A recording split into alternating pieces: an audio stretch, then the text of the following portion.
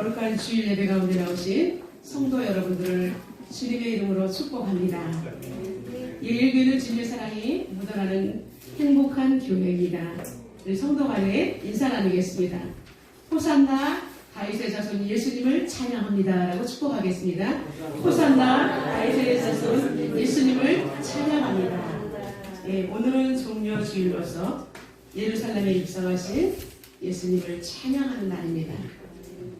오늘의 제목은 예루살렘 성의 일주일이라는 제목으로 은혜를 나누겠습니다. 오늘은 종려 주일로서 부활절을 한 주 앞둔 거룩한 주일입니다. 종려 주일은 십자가 순환을 위해서 예수님께서 예루살렘 공식 입성을 축하하는 날이며 우리가 사순절, 부활절을 기다리는 사순절 6번째 주일이기도 합니다. 종려주일은 성주간이라고 합니다. 이제 고난주간이 시작되는 첫날이기 때문에 굉장히 우리가 경건한 날로 지키는 날입니다. 헬라어로 키리아케 피닉스라고 합니다. 키리아케라는 주님의 날이라는 뜻입니다. 피닉스는 종려나무를 가리킵니다. 예수님이 나귀를 타고 예루살렘 성에 입성하실 때 수많은 군중들이 종려나무 가지를 흔들면서 호산나 다윗의 자손이여 외치면서 예수님이 이 땅에 메시아로 오셨음을 모든 사람들이 환영한 것을 성경에 근거를 두고 말씀하고 있습니다. 여러분, 주일은 누구의 날일까요? 주일은 왕이신 하나님, 경배받기에 합당하신 예수 그리스도, 주님의 날입니다. 예수님께서는 당당하게 예루살렘 성에 입성하셨습니다. 예수님의 입성은 구속사적으로 매우 중요한 의미를 가지고 있기 때문에 우리는 승리의 입성이라고도 불려집니다. 이제 예수님께서 이 땅에서 3년 동안의 공생애를 마쳐질 무렵에 이제 제자들을 데리고 예루살렘을 향해서 가고 계셨습니다. 예수님은 이제 6월절에 맞추어 예루살렘 성에 올라갈 때도 가는 곳마다 병들고 연약하고 힘든 사람들을 고쳐주시고 천국의 복음을 계속해서 알려주었습니다. 그때마다 사람들이 환호할 때마다 예수님은 자신을 드러내지 않았습니다. 왜냐하면 예수님의 때가 아직 되지 않았기 때문에 당신이 그때 영광을 받으면 안 되기 때문에 사람들이 막 예수여 나를 고쳐주셔서 너무나 좋습니다 라고 막 추정하려고 할 때는 예수님께서는 뒤로 빠지셨던 것입니다. 그러나 예루살렘 성에 오셔서는 예수님은 완전히 다른 행동을 하십니다. 벳바게라는 마을에 이제 가서 나귀를 끌어오라고 제자에게 말하고 있습니다. 그러면서 뜬금없이 제자가 네? 이렇게 물을 때 만약에 나귀를 풀을 때에 주인이 왜 나귀를 풀어가는 거요? 라고 물으면 주가 쓰시겠다라고 말하라 라고 말하고 있습니다. 그래서 제자는 이제 예수님의 말씀을 듣고 정말로 벳바게 마을에 가서 메어있는 나귀를 끌었습니다. 그때 주인이 물을 때 주님이 쓰시겠습니다 할 때 주인은 아무 말하지 않고 자신의 나귀를 내어주었습니다. 여러분, 예수님은 그 어린 나귀를 타시고 당당하게 예루살렘 성에 입성하셨던 것입니다. 그렇다면 예수님 왜 그동안의 행적과 다르게 나귀까지 타시고 예루살렘 성에 입성하신 것일까요? 또한 몰려든 군중들은 환호까지 하면서 예수님을 맞이하는 이유가 무엇일까요? 첫 번째로 예수님은 성전의 주인이시기 때문입니다. 예루살렘 성에는 성전이 있습니다. 이스라엘 백성들에게 성전이란 뗄래야 뗄 수가 없습니다. 그들의 정신적인 정말로 하나님을 모시는 곳이라는 생각을 갖고 있기 때문에 그들은 성전하면 가장 귀하게 여기는 마음을 가지고 있었습니다. 하나님을 예배하는 곳에 진짜 주인이신 왕이 등장하셨습니다. 아무것도 모르는 순수한 백성들은 길가에 겉옷을 깔고 종려나무를 만들며 흔들며 다윗의 자손을 환영했습니다. 여러분, 예수님께서 예루살렘에 입성은 예수님께서 그냥 단독적으로 입성하신 것이 아니라 성경 스가랴 9장 9절의 예언의 말씀이 이루어진 것입니다. 스가랴 9장 9절에는 이렇게 기록되어 있습니다. 시온에 따라 크게 기뻐할지어다. 예루살렘에 따라 즐거이 부를지어다. 보라, 내 왕이 내게 임하시나니 그는 공의로우시며 구원을 베푸시며 겸손하여 나귀를 타시나니 나귀의 작은 것 곧 나귀 새끼니라 라고 말씀하고 있습니다. 여러분, 만왕의 왕이시며 만주의 주가 되시는 우리 하나님이 이 땅의 구원자 메시아로 오신 것입니다. 그는 높은 지위에 있는 사람들의 호의를 받으며 등장하신 것이 아니라 결코 화려하지 않은 작은 어린 나귀를 타시고, 그리고 어린아이와 서민들이 흔드는 종려나무 가지를 정말 가지와 함께 이 땅의 왕으로 오신 것입니다. 이제 예수님께서 이 땅에 예루살렘에 입성하신 사건은 일주일 뒤에 이루어질 예수님의 부활 승리를 예고한 일종의 축제, 세레머니라고 할 수가 있습니다. 여러분, 예수님은 왕이십니다. 그러나 예수님은 겸손하신 분이십니다. 자신의 사람들 앞에서 왕으로 드러날 뿐이 아니시고 오직 자신을 죽음에 우리를 위해서 내어주실 분이십니다. 그리고 죽음을 이기시고 온 인류를 구원하실 진정한 왕이신 하나님, 왕의 승리를 온 천하에 드러내신 것입니다. 비록 우리들이 호산나, 호산나, 구원이 완전히 이루어진 상태에서 부르는 찬양이 바로 호산나입니다. 메시아가 하나님이여 하나님으로 오셨습니다 라고 그들은 호산나 환호를 했지만 정작 예수 그리스도가 이 땅에 오신 참된 목적을 그들은 그때까지는 이해하지 못했던 것입니다. 그들은 단지 예수님이라는 사람이 떠올랐습니다. 가는 곳마다 병자를 고쳐줍니다. 그리고 물고기 2마리와 보리떡 5개로 모든 5,000명을 먹이고 정말 남아있습니다. 그때 이스라엘 백성들은 너무나 가난하고 힘들었기 때문에, 또 로마의 속국이었기 때문에 정치적으로 해방되기를 원했고, 이 가난의 속에서, 가난의 굴레에서 벗어나기를 원했을 때에 예수님은 정말 할 수 있을 것 같았기 때문에 그들은 인간 예수를 쫓아다녔던 것입니다. 열성적으로 환영하던 그들에게 그러나 예수님은 그거와 상관이 없었습니다. 그러자 이제 그들은 자신들의 욕구가 더 이상 예수님으로부터 채워지지 않을 것이라는 것을 알았기 때문에 마지막에는 예수님을 십자가에 못 박으라고 외쳤던 것입니다. 여러분, 십자가에 못 박으라고 외치는 그 군중 속에는 그들을 자극하는 종교 지도자들, 무리를 선동하는 선동자들이 있었다는 것입니다. 여러분, 그들은 하나님을 아는 사람들이었습니다. 그들은 높은 지위에 있었습니다. 제사장직도 있었습니다. 그런데 그들은 종교성은 있었으나 진심으로 구원자를 알아볼 수 있는 신앙이 없었기 때문에 그들은 비극의 주인공이 될 수밖에 없었습니다. 자신들의 필요와 상관없는 예수, 옛날에는 따랐지만 이제는 더 이상 가치 없는 예수는 단순간에 내어버리는, 여러분, 그들은 신앙의 배교자들이었던 것입니다. 사랑하는 성도 여러분, 이번 종료주의를 통해서 여러분은 과연 여러분이 믿고 있는 하나님, 예수 그리스도, 성령 하나님, 여러분은 어떠한 마음으로 믿고 있는지 점검해 보시기 바랍니다. 나에게 빵과 편안함을 주었기 때문에 내가 예수님을 믿고 있었던 것은 아닌가? 그러나 여러분, 예수 믿는 것은 고난과 함께 십자가를 지고 우리는 날아가는 인생인 것입니다. 여러분, 나에게 현실적으로 어려움이 온다면 예수님을 가차없이 버릴 것입니까? 예수를 믿고 힘들고 어려워도 주님이 걸어가신 십자가의 길을 걸어가실 것입니다. 우리는 복음의 비밀을 아는 저희들은 전인격적으로 그러하지 아니하실지라도, 내가 비록 비참한 삶을 산다 할지라도 우리는 그분을 인정하고 내 인생의 모든 요소에서 그분은 반드시 주인이심을 고백하고 인정하는 복된 종료주일이 되시기를 주님의 이름으로 축복합니다. 예수님이 예루살렘에서 오셔서 두 번째로 자신의 집을 청결하게 하셨습니다. 예수님은 예루살렘에 입성하신 후 제일 먼저 찾아간 곳이 어디일까요?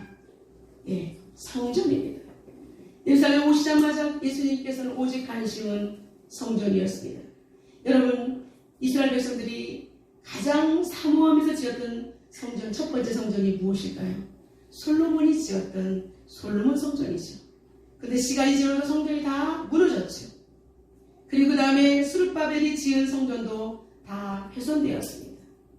이제 예수님 당시의 성전은 헤롯이 유대인들의 환심을 사기 위해서 엄청나게 화려하게 지었습니다. 그리고 그 성전의 이름을 자신의 이름을 따서 헤롯 성전이라고 이름을 붙였던 것입니다. 그 성전은 얼마나 아름다웠는지요. 백색 돌은 그대로 두고 나머지는 다 금으로 도금을 해서 맑은 날 햇살이 쫙 비칠 때는 번쩍번쩍 빛났기 때문에 지나가는 사람들이 이 성전만 바라봐도 정말로 감격해서 그 자리에 멈춰설 수밖에 없는 그렇게 웅장함을 자랑하는 성전이었습니다. 여러분, 헤롯 성전의 겉모습은 무척이나 화려하고 웅장했지만 정작 거룩함은 없었습니다. 여러분, 유대인들에게 있어 예루살렘 성전은 정말 신앙의 중심지였고 그리고 절기 때마다 방문하는 피할 수 없는 그런 곳입니다. 예수님도 마지막 유월절을 예루살렘에서 지내기 위해서 올라가셨던 것입니다. 그런데 예수님이 성전 앞에 도착해 보니 너무나 기가 막힌 현장이 드러나고 있었습니다. 성전 안은 이제 돌을 바꾸며 비둘기를 파는 사람들로 북적거리고 있었습니다. 하나님을 예배하는 장소의 성전은 본래의 기능을 상실한 것입니다. 여러분, 성전의 기능이 무엇입니까? 하나님 앞에 나와서 예배하고 정말 하나님을 찬양하는 분들 모여서 찬양하고 믿음으로 교제하는 곳이 성전입니다. 그런데 하나님을 경배하는 그 거룩한 신성한 곳에서 시끄러운 소리, 장사하는 소리가 비둘기 정말 깃털이 막 떨어지면서 여기저기서 비둘기 똥이 나뒹구는 그러한 모습을 보게 된 것입니다. 명목상으로 볼 때는 그럴듯해 보입니다. 왜냐하면 성전에 올 때는 재물을 가지고 와야 하기 때문에. 근데 먼 곳에서 오다 보면 재물들이 병들어 죽을 수도 있습니다. 그렇기 때문에 그분들은 성도들을 위해서 가까운 곳에서 재물을 사라. 그러니까 내가 성전 앞에 마당에서 재물을 파는데 이게 뭐 잘못된 것이냐. 여러분, 보기에는 그럴듯해 보입니다. 그런데 문제는 여러분, 종교 지도자들과 상인들이 결탁을 했다는 것입니다. 그래서 재물을 사는 서민들은 훨씬 비싼 값을 주고 재물을 사야 됐다는 것입니다. 그리고 만약에 다른 곳에서 재물을 사가지고 오면 이것은 흠이 있네, 이것은 눈이 잘못됐네. 왜냐하면 하나님께 드릴 재물이 정말 흠이 있으면 안 되는 것을 이용하여서 그들은 보틀리를 잡기 때문에 울며 겨자 먹기 식으로 성전 마당에서 파는 재물을 구입할 수밖에 없었던 것입니다. 예수님께서 이 모습을 보시고 화가 나셨던 것입니다. 여러분, 당시의 성전의 설계도를 보면 성소와 지성소로 나뉘어지고 있습니다. 그리고 성소의 주변에는 제사장의 뜰, 넓은 마당이 있죠. 그리고 남자의 뜰, 여인의 뜰, 그리고 이방인의 뜰이 이렇게 구분되어 있었던 것입니다. 그런데 매매행위가 일어난 곳은 이방인의 뜰이었습니다. 당시의 성전은 이방인들도 자유롭게 출입할 수 있도록 이방인의 뜰이 엄연히 있었음에도 불구하고 예배 대신 장사를 활용하는 장소로 사용함으로 말미암아 이방인들이 하나님 앞에 나오는 길마저 그들은 가로막고 있었다는 사실입니다. 랍비 문서에 의하면 성전 안의 매점들은 당시 가장 높은 대제사장이었던 안나스의 아들이 소유하고 있었다는 것입니다. 종교적인 권력을 가지고 가난한 백성들의 재물까지도 착취하고, 여러분, 부패한 성전에 이러한 행태를 보시고 예수님께서는 비둘기 파는 사람들의 상을 뒤집어 엎으시고 노끈으로 만들어서 모든 것을 내어쳤던 것입니다. 다 나가라 내어 쫓았던 것입니다. 주님은 이제 장사꾼들을 내쫓으시면서 의로운 분노를 드러내셨습니다. 우리 17절 다 같이 한번 읽어보겠습니다. 이에 가르쳐 이르시되 드록된 바 내 집은 만민이 기도하는 집이라 칭함을 받으라고 하지 아니하였느냐. 너의 소를 받았다. 아멘. 예수님께서 이렇게 말씀하신 이유가 무엇입니까? 성전의 주인은 하나님이십니다. 이제 성전의 주인이신 하나님이신 예수님이 성전에 들어와 있습니다. 정작 예배의 대상자가 와 있는데 여러분 경배하지 아니하고 오히려 세상보다 더 악한 행동을 하고 있을 때 예수님께서는 성전의 기능을 상실한 것을 안타까워하면서 정말로 이곳은 하나님이 경배받을 곳이라는 것을 알려주기 위해서 이렇게 하나님께서 상을 뒤집어 엎으셨던 것입니다. 하나님의 은혜가 풍성하게 베풀어질 이곳, 기도의 소리는 온데간데 없고 짐승들이 내는 소리, 동전 바꾸는 소리, 호객꾼들의 상스러운 소리, 예수님은 염증을 내셨던 것입니다. 예수님은 종교 지도자의 바리새인들과 서기관들을 향하여 이곳은 내 집이다 라고 호통을 치셨습니다. 내가 주인이야. 예수님이 주인 되심을 선포하셨습니다. 그렇다면 예수님은 이렇게 내가 주인이라고 강권적으로 그렇게 갑질하시는 분이 아니신 것입니다. 예수님께서는 온 인류를 위해서 죽으러 지금 예루살렘상에 올라오신 것입니다. 그런데 나는 이 사람들 위해서 죽으려고 했는데 하나님을 믿는 사람들마저 이렇게 성전의 기능이 엉망진창이고 하나님을 예배하는 태도가 잘못되어 있는 것을 봤을 때 예수님은 너무나 안타까웠던 것입니다. 하나님을 경외하는 사람들은 누구든지 와서 자유롭게 예배하고 마음이 아픈 자를 위로받는 곳이 성전인데, 그리고 만민이 기도하면서 울면서 하나님을 경배하는 곳인데 어찌하여 이렇게 됐을까? 예수님께서는 우셨던 것입니다. 예수님께서는 이 집은 내 집으로서 만민이 기도하는 집이라고 못을 박으셨습니다. 예수님께서 이렇게 말씀하신 것은 에레미야 7장 11절에 내 이름으로 일컫는 이 집이 너희 눈에는 도둑의 소굴로 보이느냐? 보라, 나 곧 내가 그것을 보았노라. 여호와의 말씀이니라. 여러분, 에레미야 시대에 어떻게 됐습니까? 나라가 점점 망해가는 시대가 아니었습니까? 구약시대. 에레미야가 이렇게 예언했던 것은 예수님의 시대에 그대로 이루어진 것입니다. 여러분, 예배가 무너지면 모든 것이 무너지는 것입니다. 그러나 예배가 온전히 하나님께 드려질 때 여러분의 생활은 안전하게 보호를 받게 되는 것입니다. 예수님께서 이렇게 참된 예배자의 태도에 대해서 호통을 치실 때 많은 서민들은 깜짝 놀라서 그 자리에서 얼음이 되었습니다. 아, 그동안 우리는 이렇게 익숙하게 살아왔는데 이것이 잘못되었구나. 여러분, 기득권 세력에 눌려서 그들은 당연히 그렇게 하는지 알고 있었다는 사실입니다. 그러나 대제사장들과 서기관들은 자신들의 기득권에 흠집이 가는 것을 보고 예수님을 못마땅해 했습니다.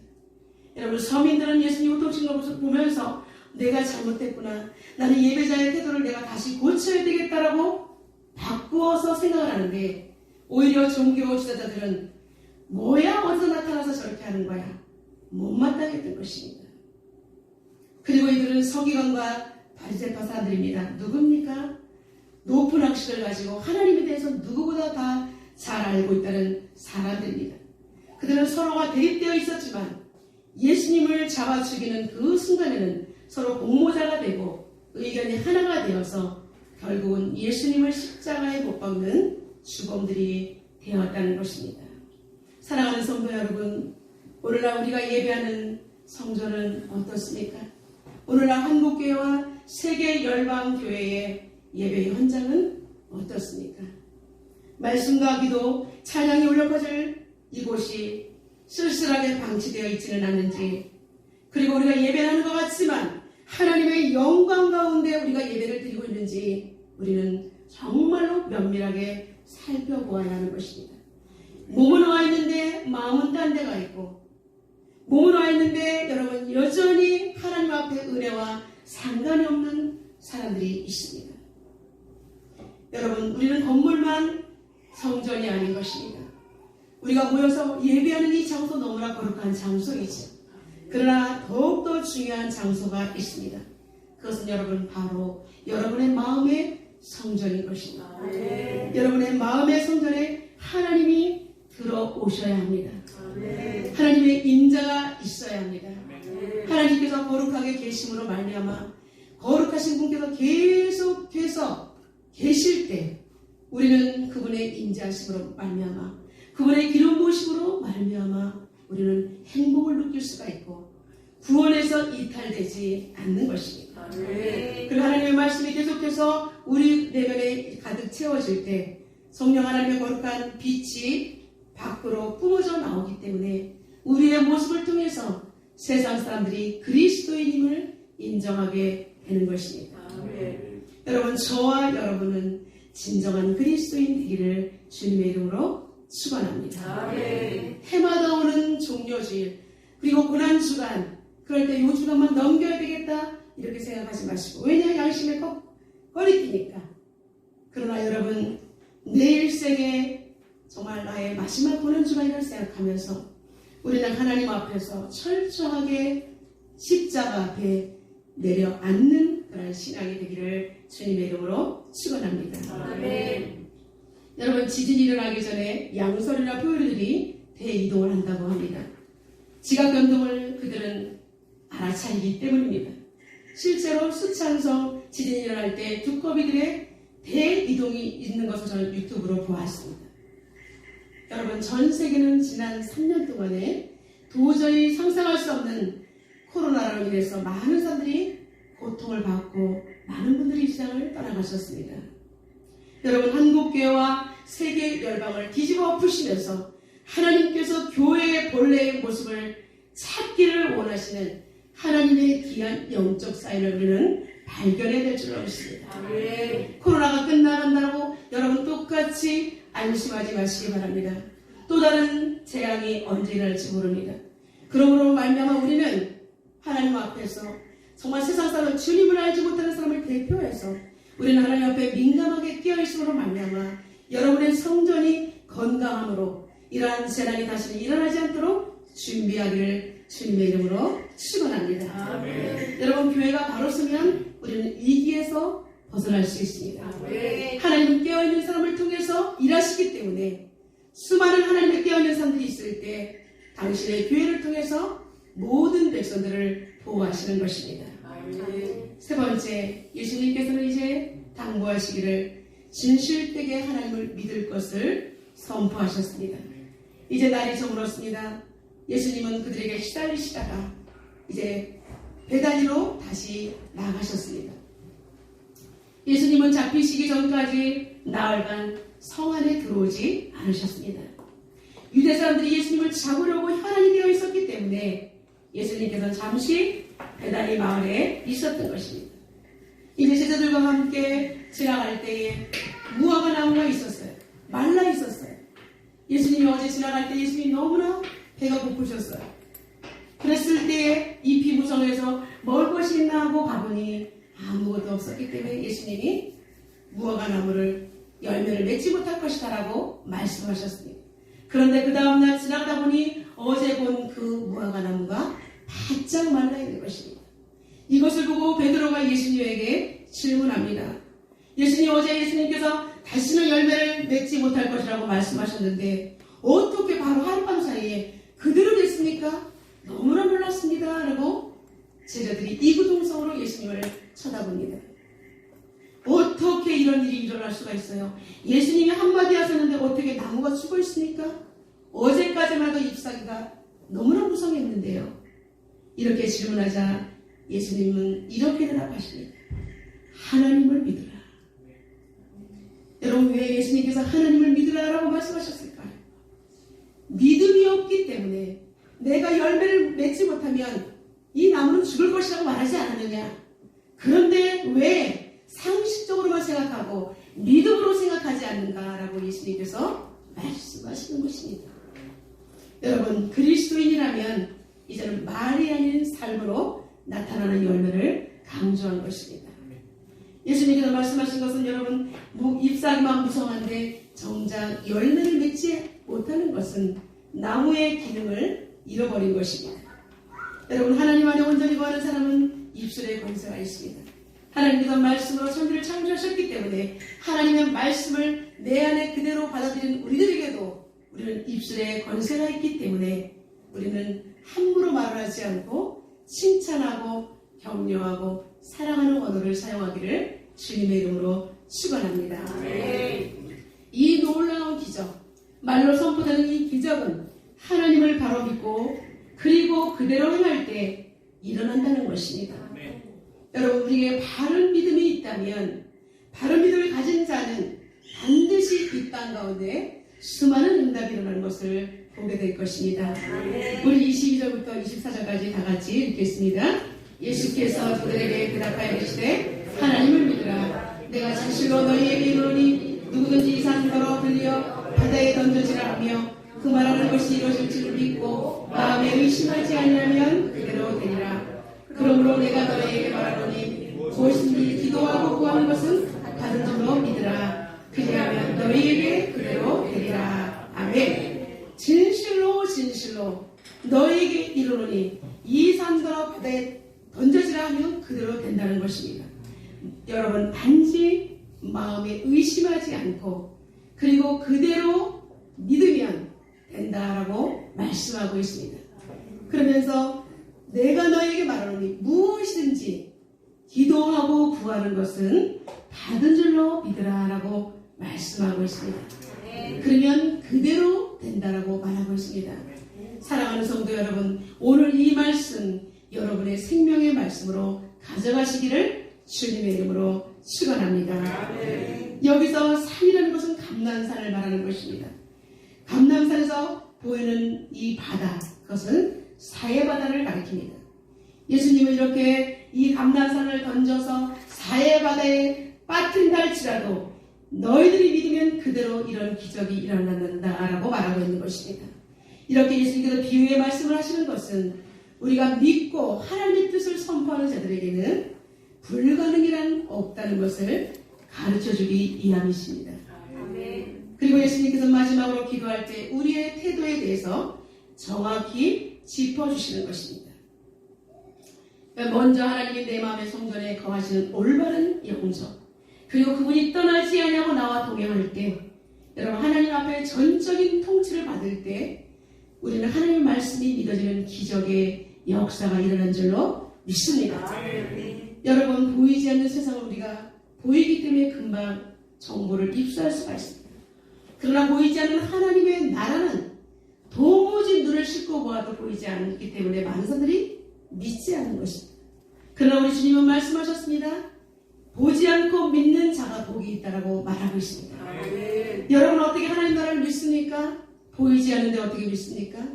믿음의 눈을 열면 보이는 줄로 믿습니다.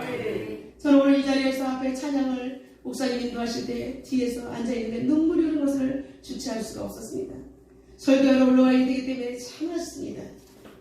여러분, 하나님 부족한 자가 이렇게 말씀을 전할 수 있는 은혜를 주시고 감히 성도라는 직분을 통해서 이렇게 구원해 주신 건 너무나 감사합니다. 여러분, 그 감사를 생각할 때 견딜 수가 없는 것입니다. 보이지 않는 그 하나님이 믿어진다는 것이 얼마나 축복입니까? 분명히 하나님은 살아계시는데 많은 분들이 우리와 같은 심정을 가질 수 있도록 여러분 기도하시기를 주님의 이름으로 축원합니다. 미국 남북전쟁 당시 워싱턴 장군이 아주 전쟁 중에 가장 고전한 전투는 필라델피아의 벨리 포지라는 마을에서의 전투였습니다. 군인들은 추위와 금수림으로 인해서 거의 탈진 상태에 빠져 있었습니다. 워싱턴이 전투에서 승리할 것을 믿는 사람은 거의 없었습니다. 눈에 볼 때에 분명히 질 것이 뻔한 전쟁이었습니다. 그러나 워싱턴의 비서 루이스는 아닙니다. 우리는 반드시 이길 것입니다라고 확신했습니다. 그러면서 이렇게 글을 남겼습니다. 우리의 장군은 하루에 4번씩 성경을 펴놓고 기도했습니다. 기도를 마치고 나오는 그의 얼굴은 너무나 평화로웠습니다. 전투는 끝까지 침착성을 유지하는 쪽이 승리하는 법입니다. 라고 그런 글을 올렸습니다. 워싱턴은 성경 묵상과 기도를 통해 마음의 평안과 지혜를 얻어서 대승하게 되었던 것입니다. 이 놀라운 역사가 일어나자 그들은 벨리포지의 마을에 워싱턴 기념교회를 세웠던 것입니다. 그리고 그 교회는 다음과 같은 기도문이 새겨져 있습니다. 민족의 지도자들이 겸손한 마음으로 백성을 섬기게 하소서. 여러분, 믿음의 기도는 절망과 한숨과 눈물을 바꾸는 능력이 있습니다. 어떻게 해요? 희망과 찬양과 미소로 바꾸는 놀라운 능력이 있습니다. 하나님 손에 붙잡힌 기도, 하나님 앞에 온전히 거하는 그 기도는 기적을 낳게 되는 것입니다. 우리 옆 사람을 축복하겠습니다. 믿음대로 될지어다. 여러분, 이 시간에 선포한 것을 믿으면 그대로 이루어질 줄로 믿습니다. 이제 예수님께서는 예루살렘 성에 올라오셔서 6월절 기간을 보내면서 일주일을 보내시는데, 예수님의 일주일은 우리에게 매우 귀한 레슨으로 다가옵니다. 첫날에는 성전을 깨끗하게 청결하게 하셨습니다. 진정한 예배제로 만들어 놓으셨습니다.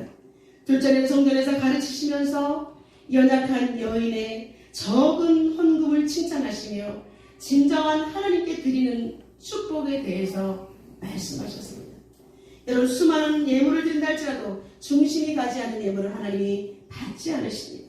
아까워하고 인색한 예물을 하나님께서 받지 않으신다는 것입니다. 그럼에도 불구하고 내 삶에서 내가 연약하지만 나는 주님을 위해서 정말 동전 두 입밖에 드릴 것이 없어 라고 드렸을 때, 예수님께서는 저 여인은 자신의 모든 것을 드렸다라고 칭찬하셨던 것입니다. 사랑하는 성도 여러분, 마음의 성전이 깨끗해지고 여러분 하나님 앞에 드리는 것들이 정성껏 주님의 마음을 다해서 여러분의 마음을 다해서 주님께 드릴 때 하나님께서 여러분의 예배를 받으시는 줄로 믿습니다. 셋째 날에는 이제 문둥이 시몬의 집에서 식사를 하시면서 옥합을 깨뜨려 향유를 부은 그 여인의 헌신을 받으셨습니다. 그리고 네 번째 날에는 제자들과 최후의 만찬 식탁의 교제를 하셨고, 겟세마네 동산에 가셔서 온 인류를 위해서 죽기 위해서 땀방울이 핏방울이 되는 그러한 눈물의 기도를 드리셨습니다.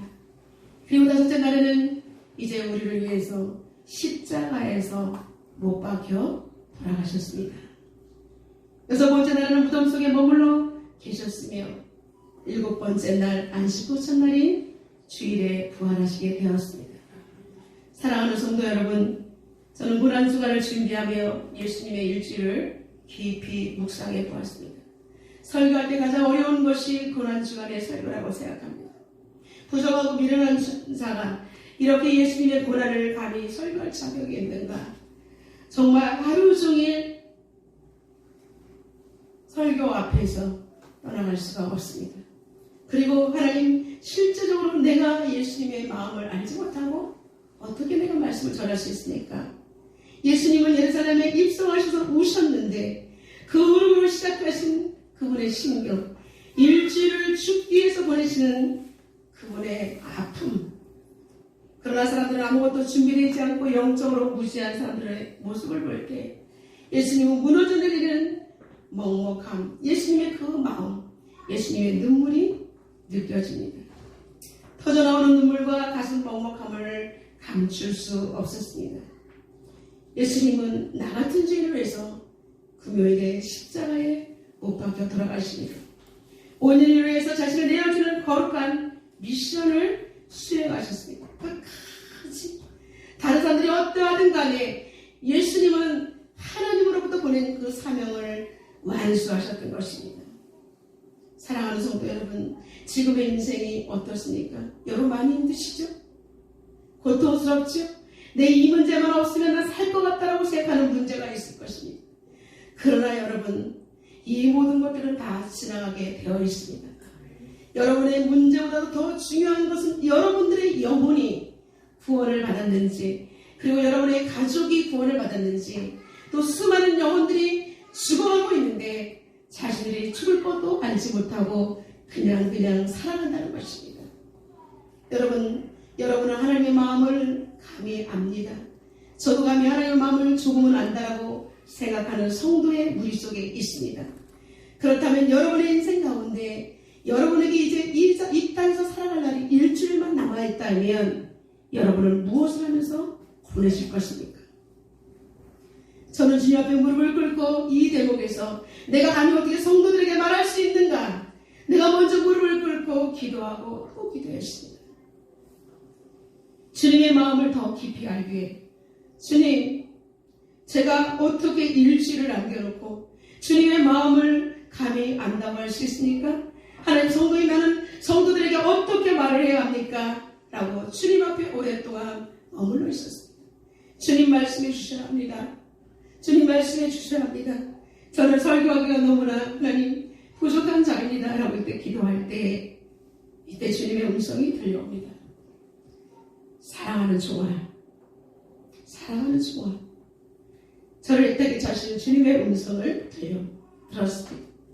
그리고 그분은 저에게 말씀하십니다. 나를 사랑하느냐? 내 주님을 사랑합니다. 그래. 그러면 나의 마음을 아는 너는 내가 너에게 부탁하고 나와 함께 일주일을 같이 보내주려. 아멘. 여러분, 예수님께서 고난주간에 예루살렘 성에 올라오셔서 일주일을 보내시면서 여러분에게 이렇게 말씀하신 적이 있습니까? 예수님께서 말씀하신 것을 들은 적이 있습니까? 성도인 나, 그리고 감히 그분의 제자인 우리가 주님을 위해서 할 수 있는 것은 아무것도 없다는 것을 저는 발견했습니다. 주님께서 우리에게 요구하시는 것은 주님과 함께 일주일을 보내자고 말씀하시는 강한 울림이 다가왔습니다. 사랑하는 성도 여러분, 오늘 이 한 주간을 보내면서 이제 오늘 고난 주간 첫날이 시작된 속에 여러분들의 분주한 모든 것을 내려놓는 한 주가 되기를 주님의 이름으로 축원합니다. 하루 보내면서 둘째 날, 셋째 날, 그리고 다섯째 날 나의 죄 때문에 제물로 돌아가신 예수님을 생각하며 우리 또한 십자가에 매달리는 저와 여러분 되기를 주님의 이름으로 부탁드립니다. 여러분의 생애에 있어서 잊을 수 없는 일주일, 이러한 주님과 함께 동행하는 일주일은 또 다른 영혼들에게 영원한 생명을 잉태하는 원동력이 될 것입니다. 그리고 주님과 함께 죽음의 권세, 사망 권세를 이기시고 영광스럽게 부활하시는 예수님과 함께 여러분 영광스러운 축제의 부활에 동참하는 저와 여러분 되시기를 주님의 이름으로 축원합니다. 이 시간 우리 주님의 말씀을 붙들고 기도하겠습니다. 오늘은 예루살렘 성의 일주일의 제목으로 주님께서 우리에게 말씀하셨습니다. 우리는 신앙생활하는 그리스도인으로서 이쯤 되면 부활절 전에는 고난주간이 오겠지라고 생각할 수도 있습니다. 그리고 예수님의 고난과 나의 고난이 아무리 매치가 되려고 해도 되지 않을 때가 있을 것입니다. 그러나 우리 예수님께서 예루살렘 성에 일주일을 보내시면서 우시면서 민망히 여기시며 예수님께서 십자가를 지게 되십니다. 사랑하는 성도 여러분, 하나님 아버지 나에게 물어보시는 그 일주일, 그리고 주님과 함께 일주일을 보내게 도와주시옵소서. 그리고 주님의 죽음이 엇되지 않도록 하나님 내가 변화될 수 있게 해달라고 기도하며 나아가도록 하겠습니다. 살아계신 하나님 아버지, 이 시간 주님 앞에 간절히 기도합니다. 예수님께서 오늘 인류의 죄를 위해서 십자가를 지기 위해서 예루살렘 성에 올라오셨습니다. 그분은 하나님 아버지 일주일 동안을 보내시면서 여러 가지 일들을 하셨습니다. 살아계신 하나님, 우리는 예수님의 행동을 알면서도 정작 그분의 신경을 잘 이해하지 못했습니다. 마음이 완악해서 정말 예수님이 얼마나 온 인류의 죄를 위해서 고통을 당하시며 그리고 겟세마네 동산에서 그 눈물에 피 뿌리는 그 눈물의 기도, 하나님 아버지 나는 그런 눈물의 기도를 인해서 살아났으면서 정작 주님의 죽음을 당연시하게 여기지 않았는데 돌아보게 하여 주시옵소서. 살아계신 하나님, 주님이 마지막 사명을 감당하시기 위해서 일주를 보내신 그 일주일, 이제 하나님 아버지의 집이 사탄과 마귀의 집으로 전락되지 않기 위해 무리들을 일깨우시며 제자들에게 끝까지 믿음으로 온전히 하나님을 신뢰하도록 당부하셨습니다. 하나님, 무너져가는 성전을 지키게 하시고 내 마음의 성전을 잘 건축하게 하여 주시옵소서. 주님의 경솔을 담게 하여 주시옵소서. 주님 주시는 평강을 누리게 하여 주시옵소서. 아버지 하나님, 믿음이 없어 의심하는 자가 되지 않게 하시고 주의 말씀대로 믿어지는 영성으로 아버지 나라를 확장할 수 있게 도와주시며 주님을 붙드는 믿음으로 끝까지 험한 세상을 살아낼 수 있도록 주님 도와주시옵소서. 해마다 왔는 종료절과 고난주가 아니라 예수님의 처절한 마음이 내 마음에 다가와 견딜 수 없는 한 주간이 되게 하여 주시옵소서. 아버지 하나님, 이제부터 주님의 마음을 알고 그리스도 온전한 연합을 이루는 복된 하나님 성도가 되게 하여 주시옵소서. 오 주님, 주님을 깊이 알기를 원합니다. 주님, 주님을 닮아가기를 원합니다. 주님의 마음을 아버지 하나님 느끼게 하여 주시옵소서. 전능하신 하나님, 온 세계 열방을 위해서 십자가를 지시고 돌아가실 그 예수님을 찬양합니다. 이제 예루살렘에 올라오셔서 일주일을 보내시면서 하나님 아버지 우리에게 귀한 레슨들을 허락하셨습니다. 하나님 아버지, 내가 가장 귀하게 여기는 성전, 무너진지도 모르고 신앙생활했던 것을 돌아보게 하시고, 나의 내면의 성전에 오직 비둘기와 장사꾼들이 설치되는 것이 아니라 살아계신 하나님 온전히 주인으로 영광 받으시는지를 살피게 하여 주시고, 우리 한국교회와 세계열방교회가 교회의 기능들을 잘 감당할 수 있도록 이번 기회를 통해서 다시 한번 돌아볼 수 있는 우리가 되게 하여 주시옵소서. 하나님 아버지, 영성 있는 그리스도인이 되기를 원합니다. 하나님이 나와 함께 하기를 원하는 예배자가 되기를 원합니다. 주여, 우리의 십자가의 영성이 더 공고히 설 수 있도록 도와주시옵소서. 예수님의 이름으로 기도드리옵나이다. 아멘.